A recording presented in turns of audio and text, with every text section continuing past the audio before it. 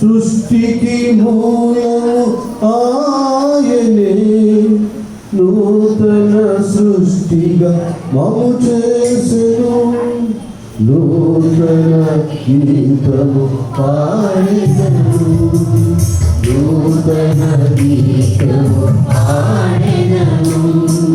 హల్లెలూయా హల్లెలూయా హల్లెలూయా హల్లెలూయా హల్లెలూయా హల్లెలూయా హల్లెలూయా హల్లెలూయా. ఆత్మతో సత్యముతో ఆరాధించుము యేసునాథుని, ఆత్మతో సత్యముతో ఆరాధించుము యేసునాథుని, ప్రభు యేసునాథుని, యేసునాథుని, ప్రభు యేసునాథుని,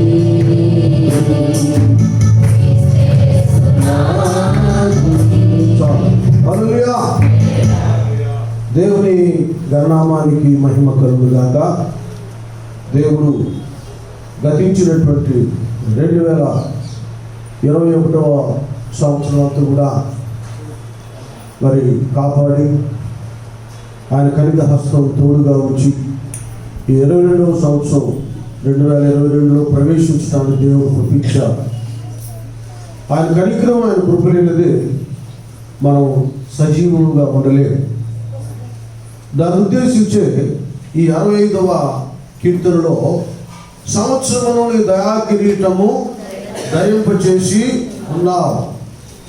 దేవుడు తన దయా అనబడేటటువంటి కిరీటాన్ని ఆయన మనకు ధరింప చేశాడు.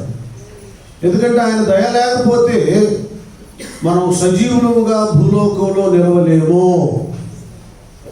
ఆ దయగల దేవుడే ఈ పరిస్థితిని మనకు అనుగ్రహించాడు.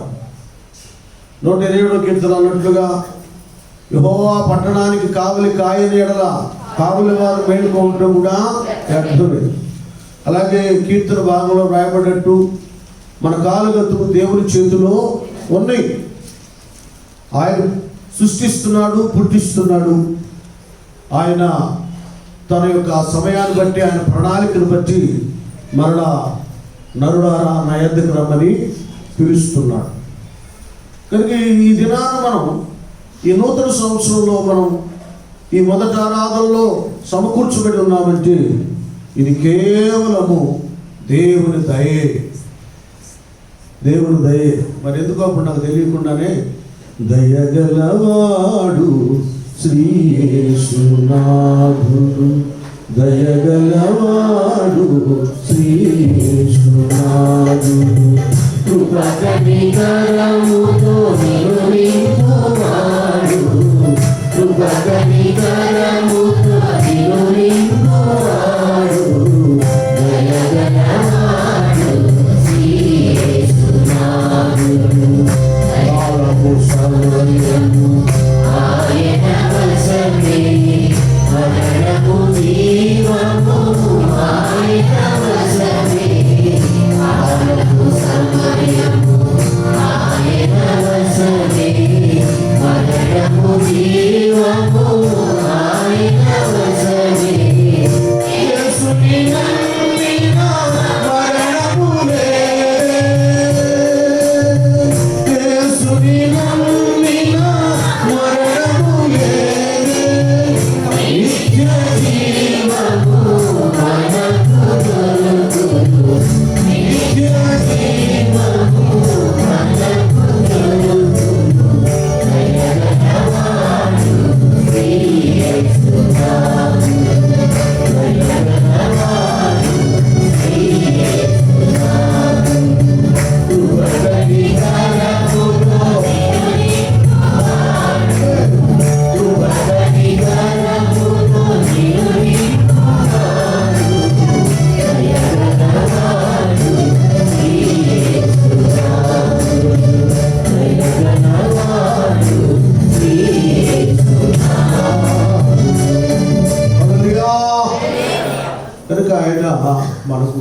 కిరీటాన్ని ధరింపచేశాడు కదండి. 66:11 మనం చూసినట్లు. అలాగనే దావీదు భక్తుడు 101వ కీర్తన 4వ వచనంలో కూడా మరలా అంటాడు, సమాధిలో నుండి నీ ప్రాణమును విమోచించుచున్నాడు, కరుణా కటాక్షములను. చూసారా, సమాధిలో నుండి నీ ప్రాణమును విమోచించుచున్నాడు, కరుణా కటాక్షములను నీకు కిరీటముగా ఉంచుచున్నాడు. చూసారా, ఇప్పుడు ఎలాంటి ఆధిక్యత దేవుడు మనకి ఇచ్చాడు. ఒకసారి మనం దేవుని దయను ప్రేమను అర్థం చేసుకోవాలి. అర్థం చేసుకొని దేవుని మనస్సుకు, ఆలోచనకు, ప్రణాళికకు అనుకూలంగా ఈ సంవత్సరంలో మనం బ్రతకాలి. అది కావలసింది. అంతేగాని పర్వాలేదు, బాగా ఆరోగ్యం ఉంది, బ్రతికాను, వాళ్ళు తిందాంలే, ఈ సంవత్సరం త్రాగుదాంలే, సంపాదిద్దాంలే అనేటటువంటిది నువ్వు అనుకుంటే రేపేమి సంభవించడం నీకు తెలియదు. నీకున్నవన్నీ చెప్పండి, నీకున్నవన్నీ ఎవరమోగుననే బ్రతుకు పరిస్థితి కలుగుతుంది. మనుషులు అందరూ అర్థం చేసుకోవాలి. మనం కొనుక్కున్న ఒక ఎల్ఈడికి లేకపోతే ఇంకేమైనా ఫ్యాన్కి ఒక వారంటీ గ్యారంటీ కార్డు ఇస్తాడేమో కానీ మన ప్రాణాలకి గ్యారంటీ లేదు. అది కాబట్టి క్రీస్తు యేసునందున్న వారికి ఏ శిక్ష విధియు లేదు. ఆయన మనకు కాపరిగా ఉండాలి, ఆయనలో మనం ఉండాలి. అప్పుడు గాఢాంధకారపు లోయలో సంచరించినను ఏ అపాయానికి మనం భయపడం. ఎందుకంటే ఆయన దుడ్డు కర్ర, ఆయన దండం మనలను ఆదరిస్తుంది. దేవుడు కావాలి, ఇంకంతే. ఎందరో గతించిపోయారు, నీవున్నా. కారణం దేవుడు తన దయా కిరీటాన్ని మనకు, నీకు, నాకు ధరింపజేశాడు. మంచిది, ఆయన దయతో సజీవులుగా ఉన్నాం. అయితే మనం ఏం చేయాలి? విశ్వాసులుగా, ప్రతి సేవకునిగా, ప్రతి సేవకురాలుగా, ప్రతి విశ్వాసిగా చేయవలసినటువంటి కొన్ని ఉన్నాయి. అది పౌలయ్య మనకు నేర్పిస్తున్నాడు. ఆయన యేసు ప్రభువుల వారితో స్వయంగా తనతో ఉండకపోయినను, భౌతికంగా శారీరకంగా ఉండకపోయినను, భౌతికంగా కలిసి 12 మంది శిష్యుల వలె దేవుని యొక్క దర్శనము తాను పొందుకున్న తర్వాత ఒక ఉన్నతమైనటువంటి స్థితిని, స్థానాన్ని, అనుభూతిని, ప్రభువునే బ్రతికేటటువంటి ఆ శ్రేష్ఠ భాగ్యాన్ని అతను సొంతం చేసుకోగలిగాడండి పౌలు భక్తుడు. కనుకనే ఆయన యేసయ్య ముళ్ళ కిరీటం తన కళ్ళతో తాను చూడకపోయినా ఆయన తన యొక్క ఆ మనోనేత్రాలు తెరవబడి ఆత్మనేత్రాలతో ప్రభువారి యొక్క శిలువ శ్రమ అనుభూతిని చూచాడు. సౌలా సౌలా నీవు నన్నేలా హింసిస్తున్నావన్న ఒక మాట ప్రభు శిలువ శ్రమను జ్ఞాపకం చేసి ఆయన మనందరి కొరకు ముళ్ళ కిరీటాన్ని తన తలకు ధరింపజేసుకున్నా. మనందరికీ ఒక ఉన్నతమైన కిరీటాన్ని ఆయన ఇవ్వడానికి, ఆయన మనకు దయను అనుగ్రహించడానికి తాను మనము పొందుకోవలసినటువంటి ఆ శ్రమ, శిక్ష అనబడే ముళ్ళ కిరీటం తాను ఆయన ధరింపబడి ఉన్నాడని ఆయన ఏమంటాడు? తిమోతి రాసినటువంటి 2వ పత్రిక 4వ అధ్యాయము 8వ వచనంలో ఇలా చెప్తాడు. తన వ్యక్తిత్వాన్ని కూడా ఇతరులకు తెలియచేస్తూ ఈ రీతిగా జ్ఞాపకం చేస్తాడు. 2వ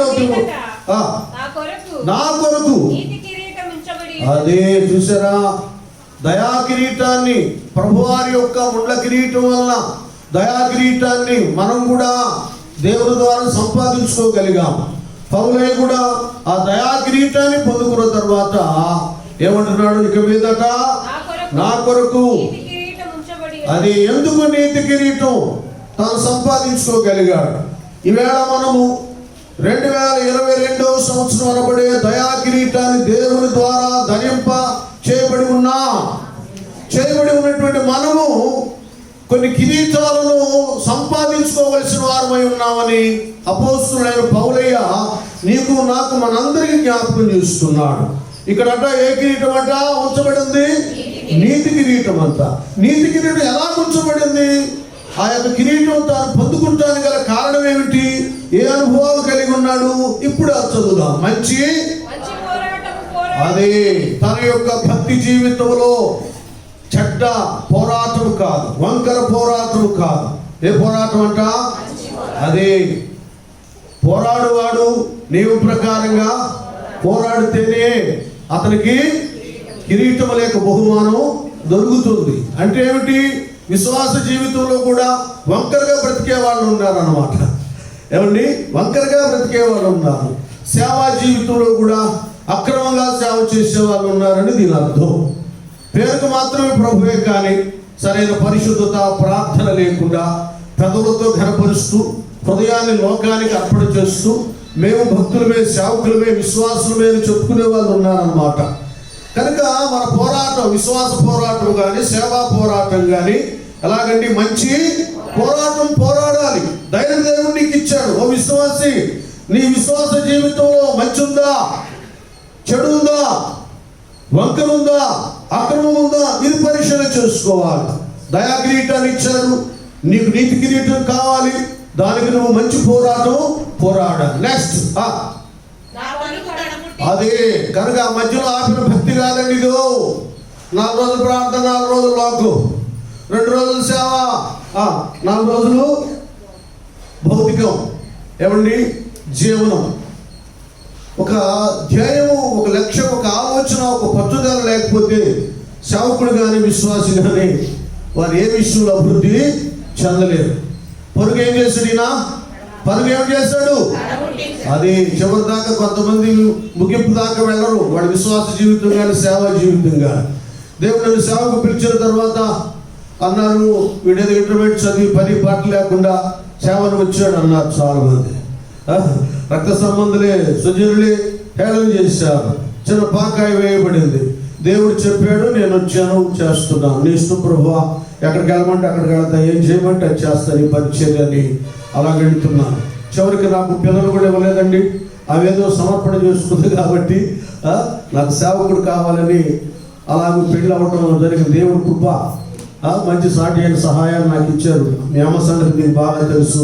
ఆధ్యాత్మిక విషయంలో ఎంత రోషం, పట్టుదల, ఒక లక్ష్యము, ధ్యేయము గురిగలిగినటువంటిదో.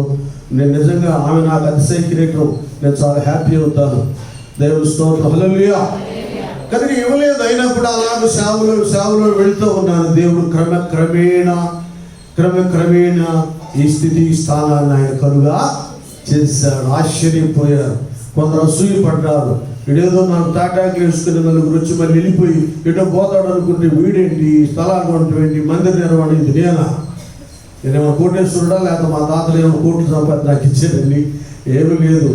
ఏమండి? కట్టుబట్టలతో ఉన్నాను. ఆయన పిలుచుకున్నాడు, యజమానుడు పిలుచుకున్నాడు, నువ్వు చేయి సేవ అన్నాడు. అలాగే నా అని తల ఇచ్చాను.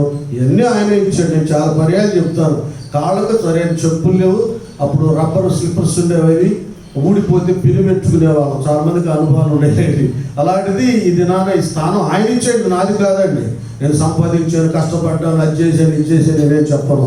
ఇది కేవలం దేవుని కృప. నేను ఒకటే అనుకున్నాను, ఇక ఆధ్యాత్మిక విషయంలో కూడా వయసు పెరుగుతూ ఉండగా ఇక నేను కాదు, బిడ్డల్ని సేవకులుగా తయారు చేయాలి. వాళ్ళకి ఇచ్చేసాను, వెల్కమ్, అందరికి ఆహ్వానం ఇచ్చాను. ఇష్టమున్న వాళ్ళు నేను చేయాలి, ప్రయాసపడాలి అనుకున్న వారు బిడ్డలు వస్తున్నారు, కష్టపడుతున్నారు, కన్నీరు విడుస్తున్నారు. మరి 100 కిలోమీటర్లు సేవ చేయడానికి వెళుతున్నారు. నేను లేని తరుణంలో ఇక్కడ ఉన్నటువంటి ఆ పరిచయను వాళ్ళు కొనసాగిస్తున్నారు. ఆరాధన చేయటం, వాళ్ళ పాటలు పాడటం, సువార్త అందించడం, ఇవన్నీ బిడ్డలు చేసుకుంటున్నారు. కారణం ఏంటంటే ఇది ఏదో నేను చెప్పుకుంటూ వెళ్ళేది కాదు, శిష్యులను, సేవకులను తయారు చేసేది. ఇది కడముట్టించడం. ఏ వయసులో ఏం చేయాలో అది చేయాలి. ముసలాడు చేయవలసినది ఆయన అది చేయాలి. అంతేకాని కుర్రోడు చేసే పనులు కాదు. కానీ ఆధ్యాత్మిక వయసులో నేను ఎందుకు ఇలా ఒక 2 వారాలు రావడం ఏంటి పరిస్థితి అంటే, వీళ్ళు తయారవ్వాలి. రేపు మీకు ఎలా ఉండాలంటే ఎవరు చెప్పినా ఒకేలాగా ఉండాలి. అన్న చెప్పినా, అయ్యగారు చెప్పినా, అక్కోడు చెప్పినా చాలా ఆత్మీయంగా ఉంది అన్నట్టు ఉండాలి. నన్ను నేను చూపించుకోకూడదు, ప్రభువునే చూపించాలి, సంఘాన్నే చూపించాలి అనేటటువంటి ఆలోచనతో నేను ఇలా చేస్తున్నాను. కానీ సోమన్నై చెప్పలేక కాదు, బోధ చేయలేక కాదు. అండి. మరి 31 వర్తమానాలు అందించి మరలా పగలు నరసరావుపేట వెళ్ళాను ఉంది. కానీ మిమ్మల్ని మేము తయారు చేయకపోతే, కొందరు సేవకులు సేవకురాలుగా సిద్ధపడకపోతే రేపు నేను దేవుని దగ్గర లెక్క అప్పగించాలి. కనుక పొరుగు విశ్వాసం, పొరుగు సేవ, పొరుగు ఏం చేయాలి? కరపుట్టించాలి. ఆ తర్వాత ఏమంటున్నాడా? విశ్వాసాన్ని. అదే చాలా మంది విశ్వాస భ్రష్టులు అవుతారు. ఏదైతే ఏం కాపాడుకున్నాడు? శ్రమల్లో, కష్టాల్లో, అవమానాల్లో, ఇరుకుల్లో, ఇబ్బందుల్లో, ఆకలిలో, వేదనలో, బాధల్లో అన్నిట్లో కూడా తన విశ్వాస స్థితిని ఏం చేసుకున్నాడు? కాపాడుకున్నాడు. కనుక ఆర్థిక సమస్య వచ్చినప్పుడు, అనారోగ్యం వచ్చినప్పుడు, అనుకున్నది జరగకపోతే కొంతమంది ప్రార్థన మానేస్తారు, విశ్వాస జీవితంలో బలహీనులు అయిపోతారు. కనుక అలా ఉండలేదు, విశ్వాసాన్ని కాపాడుకున్నాడు. తర్వాత ఇక మీదట నా కొరకు అది ఏ స్థితి? ఒకటి మంచి పోరాటం, 2 పరుగు మధ్యలో ఆగిపోలేదు కదా. నాగటి మీద చేయబెట్టి వెనక్కి తిరిగి చూసినాడు, ఏమవుతాడంట? శాపగ్రస్తుడు అవుతాడంట, పరలోక రాజ్యానికి వారసుడు కావటం. నానా పరిచర్యకి వెళ్తున్నారు మీరు, కష్టమైన నష్టమైన వెళ్ళాలి, ఇంకా ఆగి పోకూడదు. వాళ్ళు ఏదన్నారు వీళ్ళు ఏదన్నారు అని మొక్క మార్చుకొని సేవను వదిలిపెట్టొద్దు. ఎవరేమన్నా నువ్వు వెళ్ళింది యేసయ్య కొరకు సువార్త ప్రకటన చేయడానికి. ఆ మందిరానికి వచ్చే వాళ్ళు కూడా ఎవరు ఏదో అన్నారని వాళ్ళ గురించి నువ్వు వచ్చి ఆలోచించవలసిన అవసరమే లేదు. పౌలయ్య వలె నీ పొరుగు ఏం చేయాలి? ఆ తర్వాత ఏం చేయాలి? ఇదైతే ఏ కిరీటం వస్తుందంటారా? అదే దయా కిరీటం సంపాదించుకున్న నీవు ఈ సంవత్సరం ఈ నీతి కిరీటం ఇంకా ఆ లిస్టులో నువ్వు లేకపోతే ఇక ఆరంభించు. ఈ 2వ తారీఖు నుండి ఆరంభించు. నెక్స్ట్ ఇంకొక కిరీటం మనం అంతా కూడా బాగా షార్ట్గా చెప్పుకొని ముగించుకుందాం. కొరింథీయులకు రాసినటువంటి మొదటి పత్రిక 9వ అధ్యాయము 25 చూడండి, 24, 20 చదవండి. మొదటి కొరింథీ. పందెమందు పోరాడు ప్రతివాడు అన్ని విషయముల యందు మితముగా ఉండును. వారు క్షయమగు కిరీటమును పొందుటకును. అది మనమైతే అక్షయమగు కిరీటమును పొందుటకును మితముగా ఉన్నాము. చూడండి ఇక్కడ నా పాయింట్లు కూడా చూసుకోవాలి, దృష్టి పెట్టుకో. అక్షయ కిరీటం ఎవరికి వస్తుందో? ఇది 2వ కిరీటం. ఏ కిరీటం అన్నా? అక్షయ కిరీటం. మొదటిదేమో నీతి కిరీటం, దయా కిరీటం సంపాదించిన మనం ఎన్నెన్ని కిరీటాలు సంపాదించాలో పరిశుద్ధాత్మ దేవుడు కొన్ని మనకు జ్ఞాపకం చేస్తున్నాడు. నా ఆలోచనలు పెట్టాడు, నేను మీకు పంచుతున్నాను. ఇక్కడ ఏమంటానా? ఒకటి ఏంటంట, అతి పాయింట్లు అందులో రావాలి. మరి నువ్వు కూడా చూడు. అన్ని విషయాలలో క్లియర్గా చూడండి. ఇంకా మిగతా వాళ్ళుగా బ్రదర్స్ మీరు కూడా చూసుకోండి, మీరు స్పీకర్స్ అవన్నీ ఇప్పుడే మీరు సెర్చ్ చేసుకోవాలి. అన్నిట్లో ఎలా ఉండాలి? అది లిమిటేషన్ ఉంటాం, హద్దు దాటి తాగకూడదు. అన్నిట్లో మిత్రులుగా ఉండాలి. అది ఏదైనా సరే, అది భౌతికపరమైనదైనా ఆత్మ సంబంధమైన అన్నిట్లో ఎలా ఉండాలి? మిత్రులకు ఎలాగో పడతాక అలాగలకూడదు. ఏమైంది? టూ మచ్ ఏమవుతుంది చెప్పండి? టూ బ్యాడ్ అవుతుంది. కాబట్టి మితం అనేటటువంటిది అవసరం. కొంతమంది వాళ్ళకి ఏంటో నవ్వు వచ్చినప్పుడు పట్టలేము, ఎగిరి గొంతులేస్తారు, ఇంకా కదిలించి మాట్లాడతారు. కొన్ని సమయాల్లో అస్సలు నోరు మెదపరు.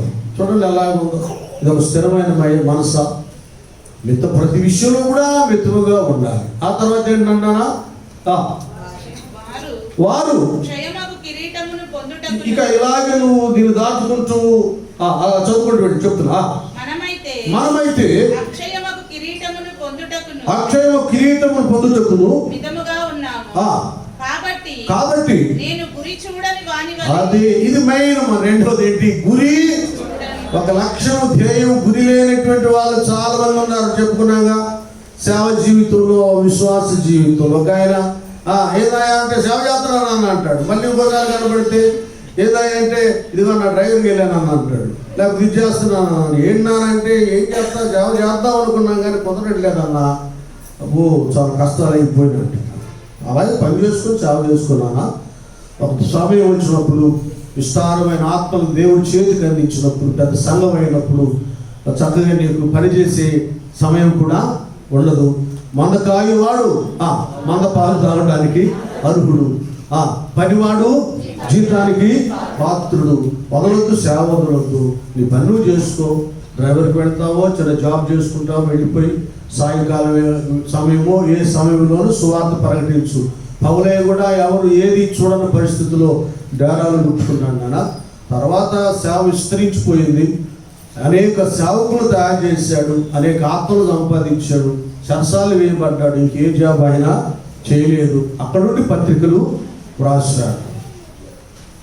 కాబట్టి చదవడానికి చదివేదా? గురి చూడని వాని వలె పరిగెత్తు వాడను కాను. చూడండి, గాలిని కొట్టినట్టు నేను పోట్లాడుట లేదు గాని ఒకవేళ ఇతరులకు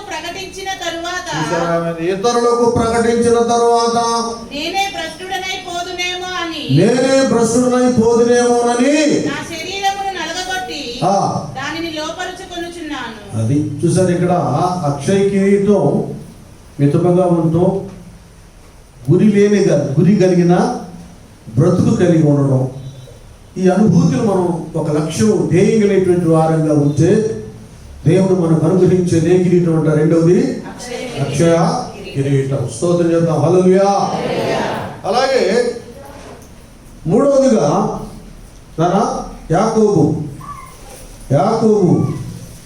పత్రిక 1వ అధ్యాయం 12 ఏమన్నా కొద్దిగా శోధన సహించువాడు ధన్యుడు, అతడు శోధనకు నిలిచిన వాడై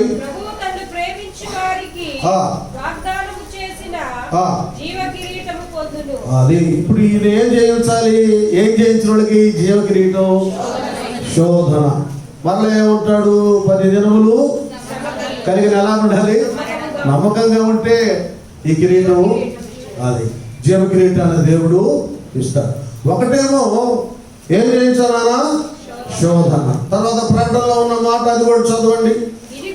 ఇదిగో మీరు శోధించబడినట్లు అపవాది మీలో కొందరిని, చూడండి క్లియర్ గా చెప్పేస్తున్నాడు, చెరలో వేయింపబోచున్నాడు. 10 దినములు శ్రమ కలుగును, మరణము వరకు నమ్మకముగా ఉండు. చూసారా, శ్రమ కలిగిన 10 దినాలు వెళ్ళినా మరణం వరకు ఎలా ఉండాలి? ఒకటి శోధన జయించాలి. ఏ శ్రమ వచ్చినా మరణం వరకు నమ్మకంగా ఉండాలి. ఇది సేవకులకు విశ్వాసులకు అవసరం. మనం శోధన అనేటటువంటిది వాడెప్పుడు రెడీగా ఉంటాడు. యేసు ప్రభు కొద్దిగా శిష్యులకు అలాగే ఎడబాటాయంగానే వాళ్ళు మామూలుగా శోధించారు. అసలు ఏ సేవనో నాకు తెలియదు అని ప్రథమ శిష్యుడే 3 సార్లు అబద్ధం ఆడాడు. గెత్సేమనే వనంలో ఆల్రెడీ యేసే చెప్పాడు, అయ్యా చెప్పండి, అయ్యా మీరు శోధనలో పడకుండా నిమిత్తము మెళుకువగా ఉండి. చూసారా, ఆల్రెడీ ప్రభు చెప్పేశాడు, అయ్యా శోధనలో పడకుండా మెళుకువగా ఉండి. అది కనుక మరొక శ్రేష్టమైన జీవ కిరీటం అనబడేది భక్తులకు సేవకులకు ఉందన్నా. అయితే ఇది రాకుండా వాడు ఏం చేస్తాడంటే అనేక విషయాలను మనల్ని శోధిస్తాడు, శ్రమ కలుగా చేస్తాడు. వాటిని మనం జయించాలి. వాటిని జయించాలంటే అప్పుడే చెప్పేసాడు యేసయ్య, మీరు శోధనలో పడకుండా నిమిత్తము వెలుగుగా ఉండి ఎక్కువ ప్రార్థన చేయాలి. నేను చెప్తున్నాను, అనుభవంతో చెప్తున్నాను నాన్న. ప్రతి ఒక్కరు శోధించబడతారు. ఇక్కడ ఎవరు వీరులు శూరులు లేరండి. అసలు యేసయ్యే శోధించబడ్డాడు. వాడు వచ్చాడుగా, ఉపవాస ప్రార్థనప్పుడు వచ్చాడు, రాళ్లను రొట్టెలుగా చేసుకుని తినమన్నాడు. అక్కడేమో తండ్రి మాటే చెప్పాడు, మనుషుడు రొట్టె వలన మాత్రమే కాదు కానీ దేవుని నోటి నుండి వచ్చు ప్రతి మాట వలన జీవించు. ఇక అది నమస్కారం చేయమన్నాడు, అంత చూపించాడు, ఏమేమో తటాంగం చేశాడు.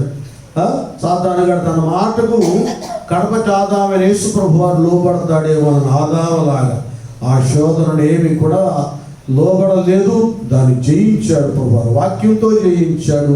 40 పగళ్ళు రాత్రులు ఉపవాస ప్రార్థనతో జయించాడు. మనకు కూడా రకరకాల శోధనలు అందరికీ వస్తాయి. వయసును బట్టి వస్తాయి, పరిస్థితులను బట్టి వస్తాయి, అవసరాలను బట్టి వస్తాయి. వ్యక్తిగత అహం దెబ్బతింటుందేమో, నేను గొప్పగా ఉండాలనేటటువంటి ఒక మైండ్ మనలో ఉంటే కూడా శోధన మనలను వెంటాడుతుంది. ఎవరితో సమాధానం ఉండవు, కక్షలు పెంచుకుంటాం, ద్వేషం పెంచుకుంటాం, నేను గొప్ప అనుకుంటాం. అదే మనం శోధనలో పడటం. దాని ద్వారా దేవుని దగ్గర నుండి మనం పొందుకోవలసినవి, మనం చేయవలసింది, మనం నిలబడవలసింది, మనం ఇతరులకు పంచవలసిన దాన్ని కూడా బ్రేక్ చేసేస్తాం. చాలా పోతాయి మనకి.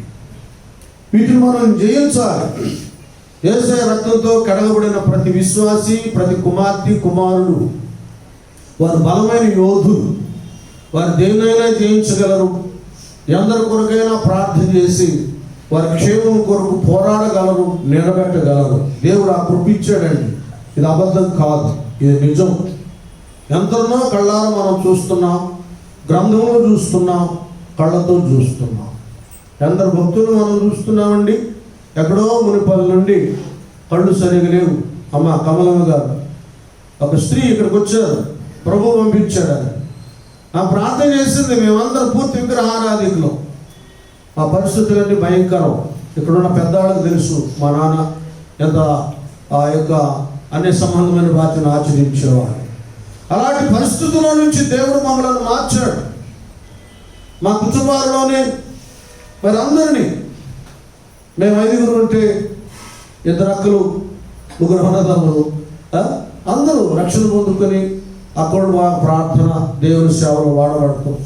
వారి అన్నయ్య కూడా రక్షించబడి దేవుని దగ్గరికి వెళ్తాం. తమ్ముడు సంగతి మీకు తెలియదు కాదు. సాల్మన్ పాస్టర్ గారు ఎంత ఘనమైన పాత్రగా వాడుకున్నాడు.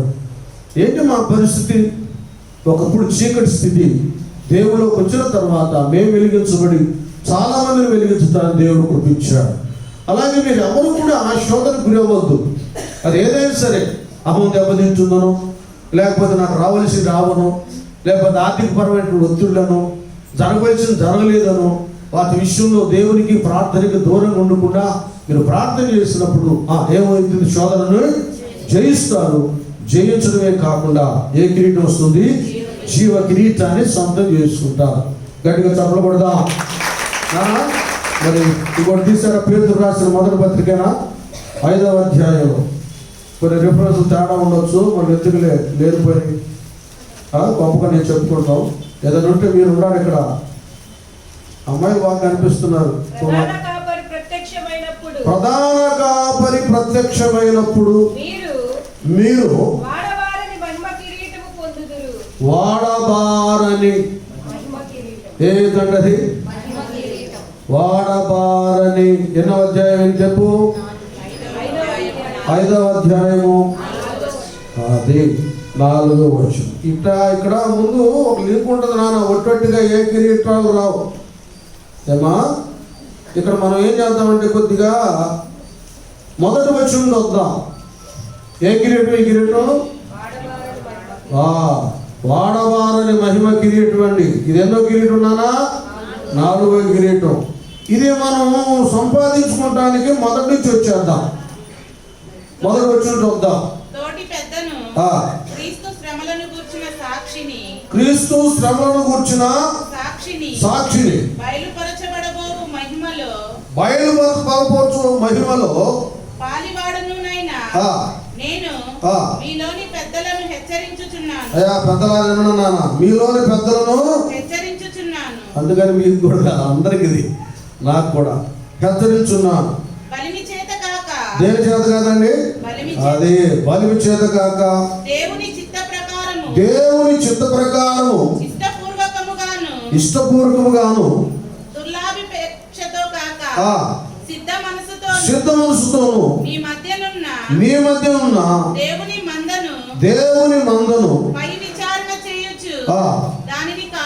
అది కాపురులే ఇలా ఉండాలి నాయన. మందకు మాదిరిగా ఉండాలి. వాటిని కోసుకొని తినటం కాదు. ఏం చేయాలి? వాటిని పై విచారణ చేయు. వాటిని ఏం చేయాలి? కాయాలండి. పై విచారణ కడుతున్నాడు, చక్కగా వాటిని కాయాలండి.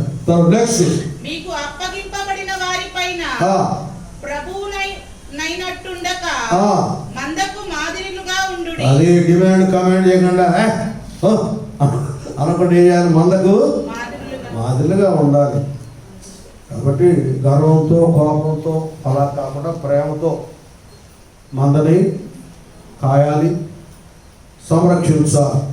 ఆ తర్వాత ప్రధాన కాపరి ప్రత్యక్షమైనప్పుడు మీరు వాడవారని మహిమ కిరీటము పొందుదురు. ఇది ఇటుండి మరి కింద మీకు చిన్నలారా మీరు పెద్దలకు లోబడి ఉండుడి. మీరందరూ ఎదుటివాని ఎడలా దీన మనస్సు అను వస్త్రము ధరించుకొని మిమ్ములను అలంకరించుకోండి. దేవుడు అహంకారులను ఎదిరించి దీనులకు కృప అనుగ్రహించును. స్తోత్రం చెబుతాం. హల్లెలూయా. చూసారా అక్కడేమో సేవకులు కూడా ఇచ్చాడు క్లాస్, మామూలు కాదు, పరిశుద్ధాత్మ దేవుడు పేతురు ద్వారా. ఇక్కడేమో అందరికి ఇస్తున్నాడు, విశ్వాసులు చిల్లరా మీరు పెద్దలకు లోబడండి నాయన, మీరందరూ ఎదురువాని ఎడల దీన మనసున వస్త్రాన్ని ధరించుకొని మిమ్మల్ని మీరు, ఎందుకంటే మీకు అహంకారం ఉందనుకోండి ఇంకే సంగతం. ఎవరైనా సరే ఎంఏ పిహెచ్డీలు అయినా, కలెక్టర్లు అయినా, డాక్టర్లు అయినా, ఇంజనీర్లు అయినా దేవుని మందిరంలో వచ్చిన తర్వాత లెక్కలు మారిపోవాలి.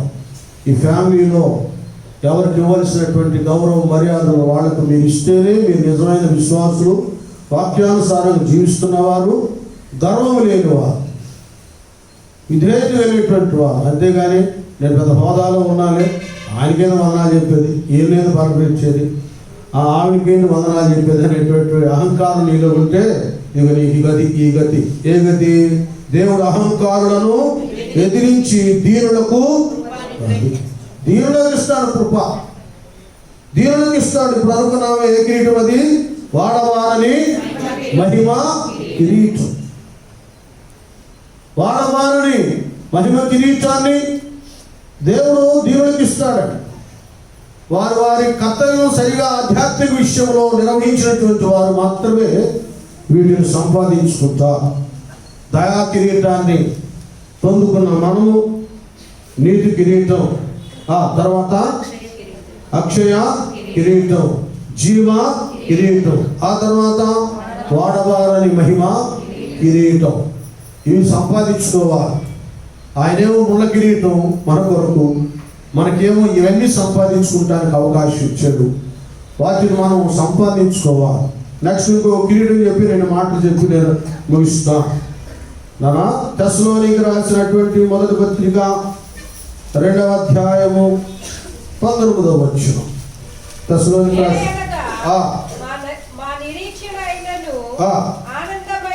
ఆనందమైనను అతిశయ కిరీటమైనను ఏది?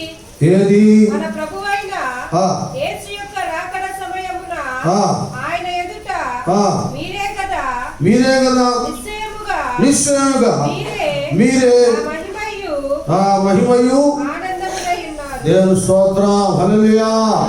ఇక్కడ 2 రకాల కిరీటాలను ధరింపజేస్తారు, నాయకుడికి, పాస్టర్కి, సేవకునికి. ఎవరు ఆ స్థితిని స్థానాన్ని కల్పించేది చెప్పండి? మీరే. ఎవరున్నారా? ఏమంటాడు ఇక్కడ పౌలయ్య? మీరే. ఎవరంటా? మీరే అంటే ఎవరు? మీరే. నీకు నువ్వు మీరేనా? మీరందరూ గట్టిగా చప్పట్లు కొడదాం.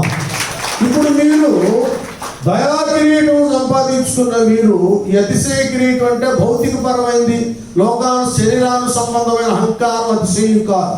ఇది ఆత్మీయ అతిశయం. సాతాను గాడి ఎదుట, లోకం ఎదుట అతిశయం అన్నమాట. చూసావా, నా ప్రభు చిత్తాన్ని మేము నెరవేర్చాం. చూసావా, నా ప్రభువుకు మహిమకరంగా మేము బ్రతికాం.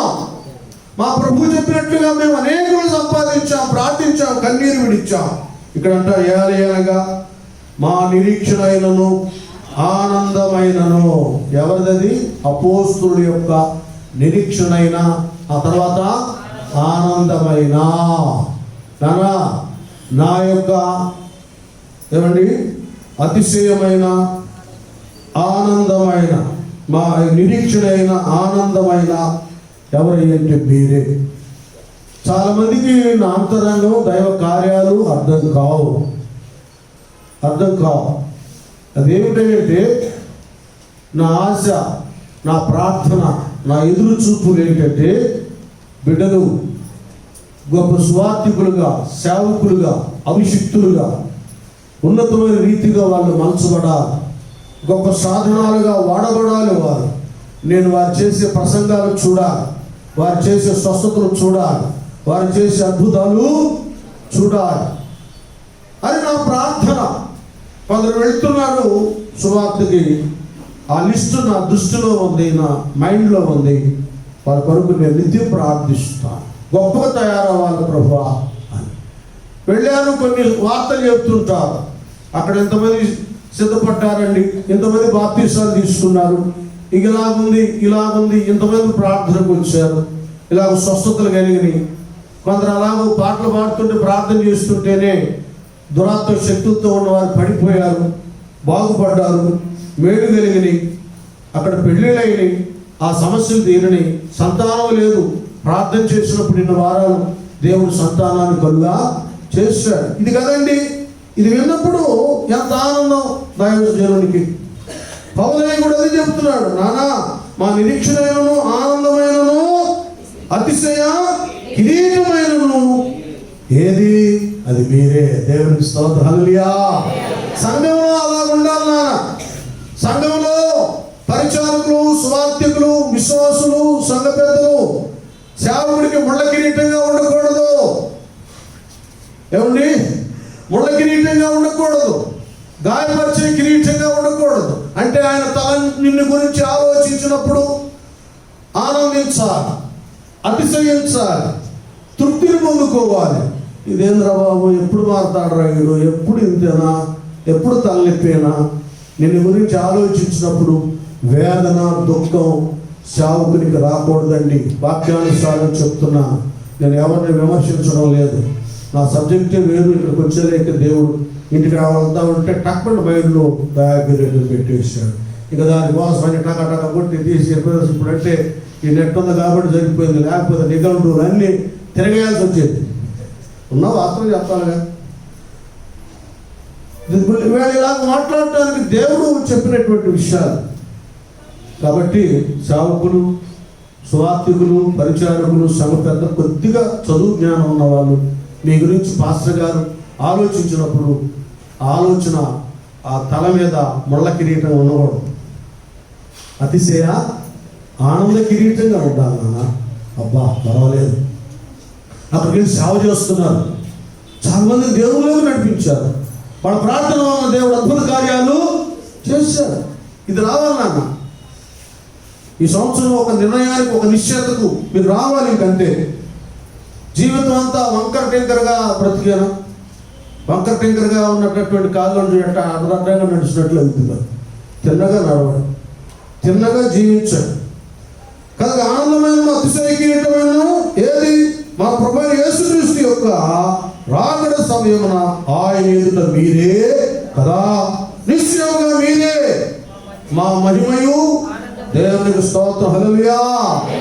మహిమయు ఆనందం ఎవరు? మీరే, విశ్వాసులే, సంఘ పెద్దలే, సువార్థికులు. సేవకునికి అలాగ ఉండాలి నాన్న. అలాంటి కిరీటంగా ఈ సంవత్సరం నేను మలచబడాలని మీరు ప్రార్థన చేసుకోండి. అంతే. మీ దగ్గర నుండి, మీరు జరిగించే దాని దగ్గర నుండి, ఆ పరిచర్య దగ్గర నుండి మంచి వార్త మేము వినాలి. ఇలాగ జరిగిందని మేము వినాలి, అది కావాలి. కాబట్టి ఇదేనో కిరీటం నానా, అదేదో కిరీటం. రెండు లింక్ చేయాలి. ఒకటి ఆనంద కిరీటం, అతిశయ కిరీటం, ఆధ్యాత్మిక పరమైనది.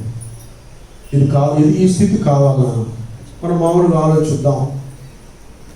ఆ దినాన్ని ఇశ్రాయేలు విషయం కూడా దేవుడు ఎందుకు బాధపడ్డాడంటే, వాళ్ళు అన్యుల మధ్యలో దేవుని నామానికి ఏం ఇచ్చారు, ఏం తీసుకొచ్చారు? దేవుని నామానికి అవమానాన్ని తెచ్చారు. దేవుడు వారి గురించి ఆలోచించే చివరికి మనిషి కుమారుడిని అవతరించి ముళ్ళ కిరీటాన్ని పెట్టుకోవాల్సి వచ్చింది. అదంతా పోవాలి, క్లీన్ అయిపోవాలి మొత్తం ఆలోచన. కనుక మనం ఎప్పుడైతే మన క్రియలు, మన ప్రవర్తన, మన విధానాలు వాక్యానికి వ్యతిరేకంగా ఉంటాయో, మళ్ళీ నువ్వు కిరీటం పెడుతున్నావు, ముళ్ళ కిరీటం యేసయ్యకి, సేవకుడికి. ఎప్పుడైతే నువ్వు నిజంగా దైవ నియమాన్ని పాటిస్తూ శ్రమైనా, కష్టమైనా, నష్టమైనా ప్రభు సేవలో ముందుకు పెడతావో, ఏ పోరాటమైనా ఏదైనా, అప్పుడు వాళ్ళకి ఆనందంగా అతిశయంగా ఉంటుంది. ఇది మీరు గుర్తెరగాలి. ఇంకొక మాట నేను మీకు చెప్పాలని ఆశపడుతున్నాను. యెషయా గ్రంథానికి వెళ్ళిపోదాం. మరి యెషయా గ్రంథం 62వ అధ్యాయము 3వ వచనం. మన టయానికి మనం ఊహించుకుందాం. తర్వాత మీరు వెళ్ళి నీవు యెహోవా చేతిలో భూషణ కిరీటముగాను. ఎలాగట? చూడండి, యెహోవా చేతిలో 62వ అధ్యాయము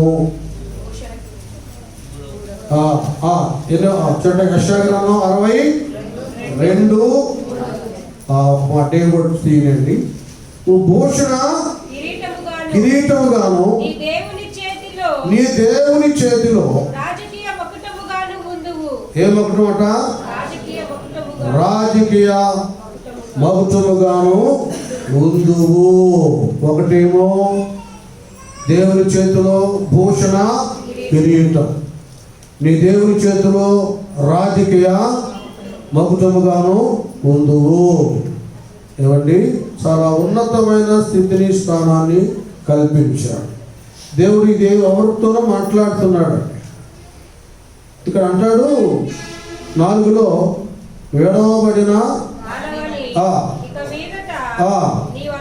నీ వనబడవు, పాడైనదని ఇకను నీ దేశమును గూర్చి హెప్సిబాని నీకును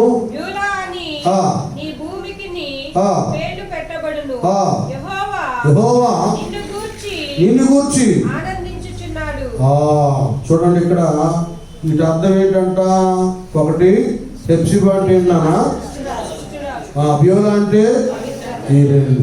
ఇక్కడ కొద్దిగా బలహీనులై ఆధ్యాత్మిక విషయంలో మానసికంగా డిస్టర్బ్ అయినటువంటి వాళ్ళతో దేవుడు మాట్లాడుతున్నాడు. ఎందుకంటే కొన్ని సమయాల్లో ఒక్కోసారి సేవకులుగా మేము కూడా కొన్ని కార్యాలు జరగనప్పుడు, కొన్ని విషయాల్లో ఒక ఆధిక్యత రానప్పుడు మేము డిస్టర్బ్ అయిపోతాం. ఏముందిలే, ఇక్కడ ఏమంటాడు? వేడవబడిన దానం దేవుడు ఇచ్చిపెట్టాడు. తర్వాత పాడైన అది ఏమైందిలే, ఆత్మీయంగా బలహీనరాలు అయిపోయి అనుకుంటుంటారు చాలా మంది. ఇవాళ మాట్లాడుతున్నాడు. దేవుని ప్రేమ ఎంత ఉన్నతమైందంటే నన్ను వినండి, అందరూ వినండి. మనందరి విషయంలో తుది శ్వాస విడుచు వరకు కూడా ఆయన మనల్ని వెన్నంటి ఉంటాడు. తుది శ్వాస విడుచు వరకు కూడా దేవుడు తన భక్తులకు వెన్నంటి ఉంటాడు. మీకు తెలుసు, నికోదేమో ముసలాడు, ఆయన ఆసక్తి ఉంది. రాత్రి వేళ మాట్లాడినప్పుడు రక్షణ ప్రణాళిక చెప్పేశాడు.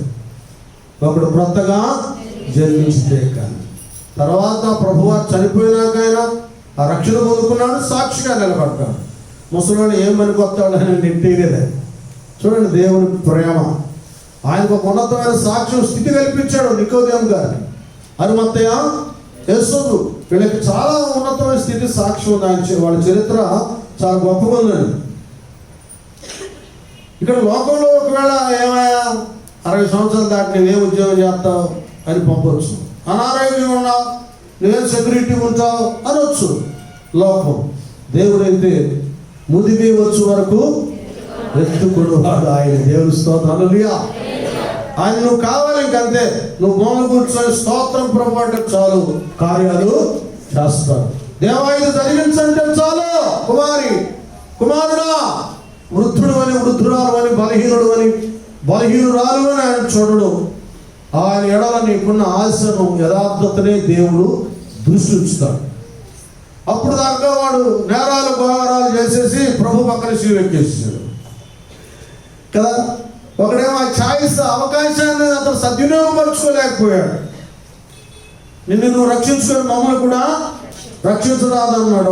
ఒకదంగా రేపు మనం ఎన్నో దుర్మార్గమైన పనులు చేసేవారా, మనకిది తగులు, ఆయనకు తగదని కదా. ప్రభువా, నీవు నీ రాజ్యంతో వచ్చినప్పుడు నన్ను కూడా జ్ఞాపకం చేసుకోమన్నాడు. ఒక మాటేనండి, ఇంకేమీ లేదు. కిందపడి కొట్టుకులాగా అయ్యో అమ్మో అని ఏమలేదు. ఒక మాట, అంతలోనే పశ్చాత్తాపం, ఒక తీర్మానం, మార్పు ప్రభువు కనబడింది. నేడు నీవు నాతో కూడా పరదేశంలో. దేవుని స్తోత్రం. హల్లెలూయా. ఆ దొంగేమో కానీ, ఆయన సాక్ష్యం చెప్పడమేమో కానీ, చెప్పకపోవడం ఏమో కానీ, ఏ సువార్త ప్రకటించకపోవడం ఏమో కానీ, ఆ ఒక్క మాట ఏమంటే ప్రతి గుడ్ ఫ్రైడే రోజున ఒక మాటగా తీసి సందేశాన్ని అందిస్తూ ఆ సందర్భాలు సేవకులు బలహీనలను బలపరచడానికి ఆ దొంగను గురించి ఆ గడిలో దేవుడు క్షమించి పరదేశంలోకి నడిపించేది అనేటటువంటి సందేశం అందరు బ్రతుకులు మార్చుంటుంది కదండి. అందరు బ్రతుకులు మార్చుంటుంది కదా. కనుక మీరు ఎవరు కూడా ఏ విషయాల్లో ఇంకేముందిలే, నేను విడవబడ్డాను, పాడైపోయాను, ముసలాన్ని అయిపోయాను అనేటటువంటి మాటలు దేవుడి దగ్గర పనికిరావు. ఎక్కడని చెప్పుకోండి. మన తండ్రి దగ్గర మాత్రం ఎవరు చెప్పవలసిన అవసరము లేదు. కాకపోతే ఆయన మనం ఏం చెప్పుకుంటామంటే దావీదు ఇలా కీర్తన 37 కీర్తనలో ఎక్కడ అంటాడు, అయ్యా నేను ముసలాన్ని అయిపోయాను, నాకు శక్తిని ఆరోగ్యాన్ని వేడుకుంటాడు. అక్కడ ఒకటి తగిలితే చదవండి, లేకపోతే లేదు. ఆరోగ్యదాయకంగా నేను నీకు మహిమ కొరకు బ్రతకాను. నేను చిన్నవాడినై ఇంటిని, ఇప్పుడు ముసలివాడినై ఉన్నాను. అది అయినను నీతిమంతులు విడువబడుట గాని.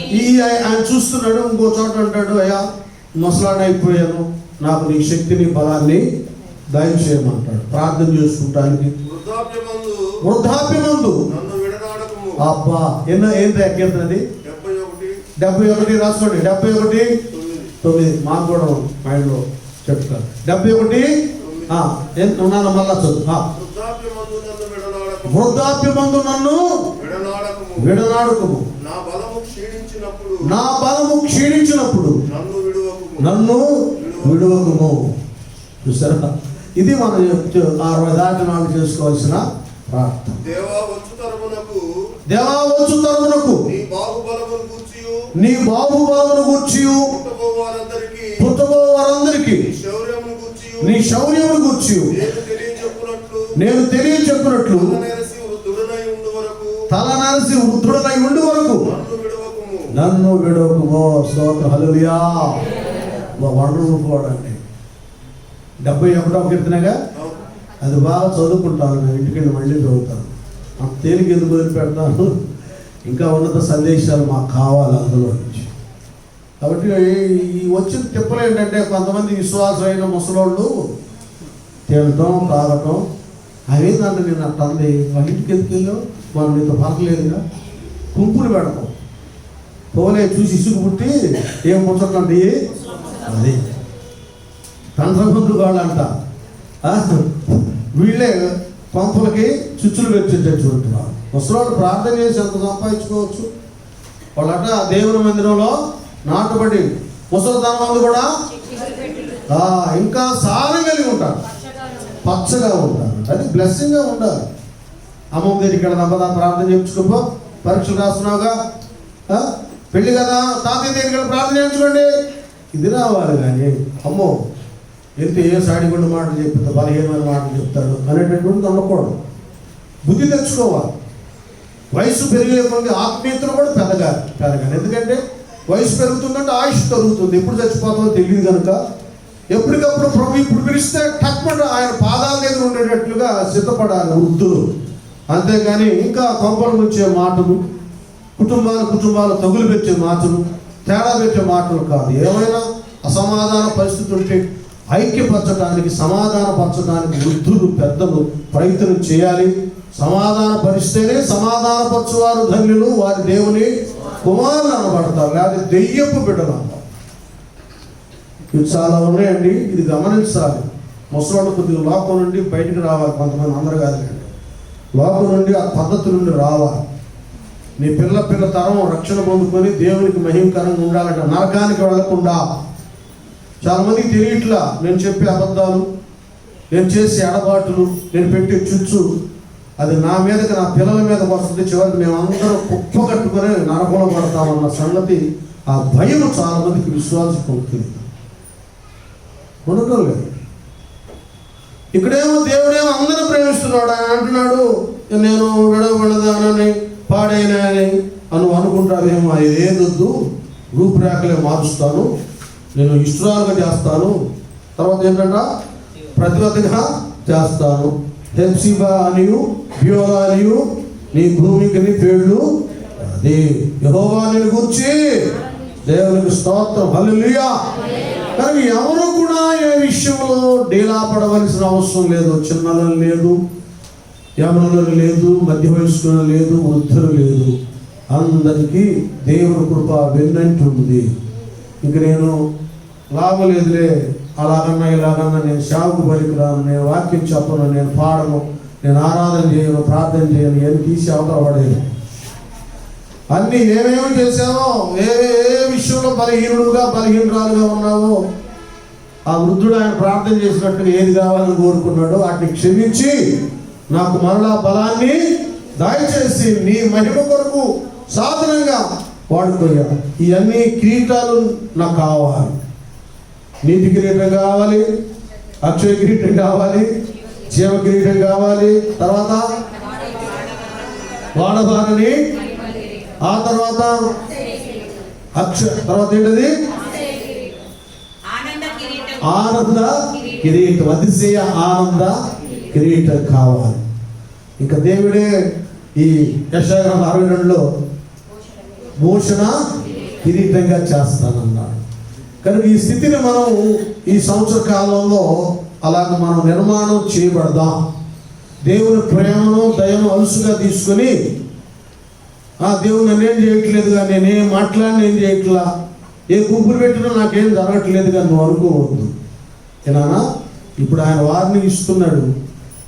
ఎన్నిసార్లు గద్దించినా లోపడిన వాడు మరి తిరిగి లేకుండా హఠాత్తుగా అది దేవుడు నీకు పెద్ద భక్తురాలు నీతివంతులని కాదు మనకి ఈ ఛాయిస్ ఇచ్చింది. దేవునికి మహిమకరంగా బ్రతుకుతామని దేవుడు ఇచ్చాడు. కనుక దేవుడు నిన్ను గురించి ఆలోచించినప్పుడు బడా నమ్మకమైన మంచి దాసుడే, నా దాసుడాలి అనేటటువంటిది రావాలి. నాయకుడు నిన్ను గురించి ఆలోచించినప్పుడు నీలో ఉన్నటువంటి బలహీనత, అహంకారం, లోతు, పిసనారితనం, లోపం వారి ఆలోచనలోకి రాకూడదు. చాలా దాతృత్వం గలవారు, ప్రేమ గలవారు, ప్రయాసపడేటటువంటి వారు, సమర్పణ జీవితం గలవారు, ప్రార్థన శక్తి కలిగిన వారు, యథార్థవంతులు, జ్ఞానవంతులు, బుద్ధివంతులు, నా జత పని వారు అనేటటువంటిది రావాలి. కనుక నాన్న దయాకిరీటం ఇచ్చాడు దేవుడు. ఆ దయను మనం సద్వినియోగంగా పరుచుకుందాం.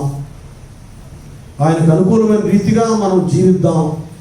ఈ 2022వ సంవత్సరంలో ప్రతిరోజు ఒక ఉన్నతమైన స్థితిగా మనమే మలుచుకుందాం. ఆ మలుపు నీ ప్రార్థన ద్వారా కలుగుతుంది. ఆ మలుపు నీ విధేయత ద్వారా కలుగుతుంది. ఆ మలుపు నీ వాక్య ధ్యానం ద్వారా కలుగుతుంది.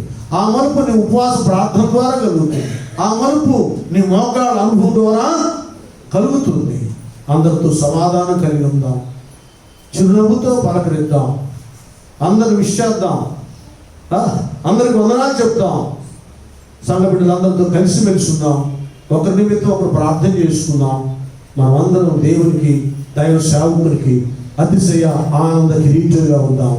అటు కృపా భాగ్యాన్ని దేవుడు ఈ వత్సరములో నాకు, నీకు, మాకు మనందరికి దయచేయుగాక. తలవంచని ప్రార్థన. గొప్ప దేవా స్తోత్రమయ్యా, ఈ 2022వ సంవత్సరం ఇచ్చాం.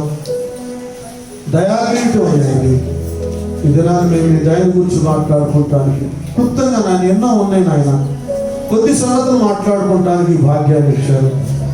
దయాకిరీటం పొందుకున్న మేము అయ్యా ఈ కిరీటాలన్నీ నాయన, నీతి కిరీటం, అక్షయ కిరీటం, జీవ కిరీటం, మహిమ కిరీటం, అతిశయ కిరీటం, ఆనంద కిరీటాన్ని ప్రభువా పొందుకుంటానికి అనుభూతిని, అతి గుణలక్షణాలను మీరు మాకు దయచేయండి అయ్యా.